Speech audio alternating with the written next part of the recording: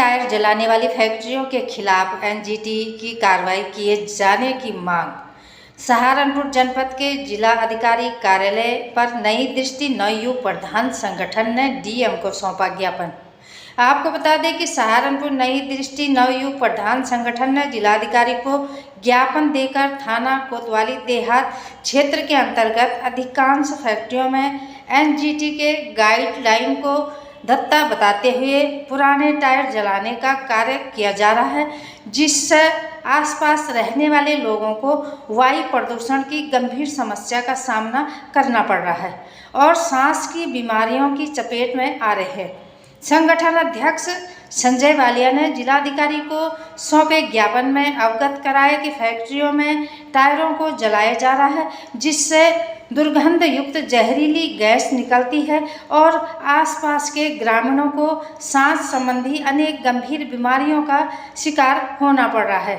साथ ही उन्होंने बताया कि जब ग्रामीणों किसानों को पराली जलाने पर एनजीटी द्वारा दंडित किया जाता है, तो ऐसे फैक्ट्री के स्वामियों पर एनजीटी कोई कार्रवाई क्यों नहीं कर रही है।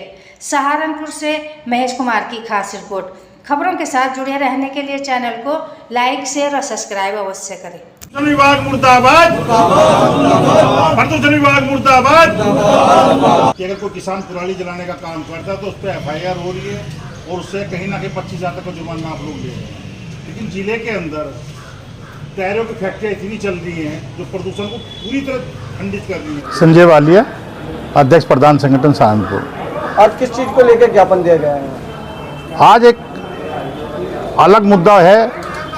जब आज एक डीएम साहब के द्वारा, कमिश्नर साहब के द्वारा या कृषि विभाग के द्वारा लगातार एक गांव दर गांव प्रधानों के द्वारा एक एडवर्टाइज हो रहा है कि कहीं भी अगर पराली होगी उसमें आग ना लगाई जाए, जिससे कि प्रदूषण बढ़ता है और दुनिया को और देश को प्रदूषण का खतरा है। एनजीटी को बहुत बड़ा इसका खतरा है।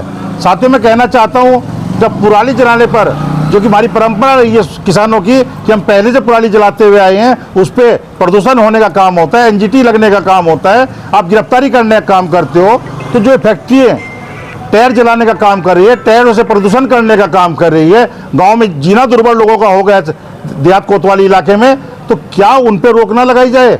पहले भी कई बार हम ज्ञापन डीएम साहब को दे चुके हैं इसके बारे में, लेकिन कोई कार्रवाई नहीं होती। हम एक ज्ञापन देते हैं, ज्ञापन देने के बाद वो कहाँ जाता है, कहाँ नहीं जाता है, हमें जानकारी नहीं मिलती।